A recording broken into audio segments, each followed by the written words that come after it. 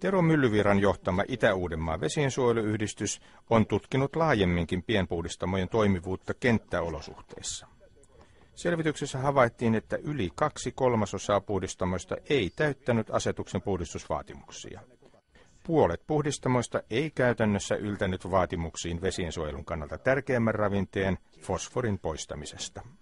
Se johtuu siitä, että niiden vaatima huoltomäärä, jotta päästään asetuksen vaatimukseen, me on arvioitu, että se on noin 8 tuntia kuukaudessa ja joka päivä pitäisi sitä seurata.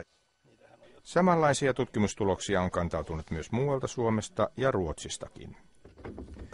Tämä haja-asutusalueiden jätevesiasetus tuli, niin siinä nähtiin markkinareikä ja nyt sitten markkinoidaan laitteita kovalla kiireellä hyvinkin tehokkaasti. Ja jos sanotaan, että tämä vaatii todella tavattoman paljon niin kuin harrastusta ja joka päivä pitää tsekata jotain ja heti kun jotain menee rikki, täytyy selvittää se ja tehdä mittauksia, laskeutusmittauksia siellä kylmässä pakkassa, jotka voi kestää 1-2, niin kukaan tuskin ostaisi sellaista. Mutta kun sanotaan, että tämä on helppohoitoinen.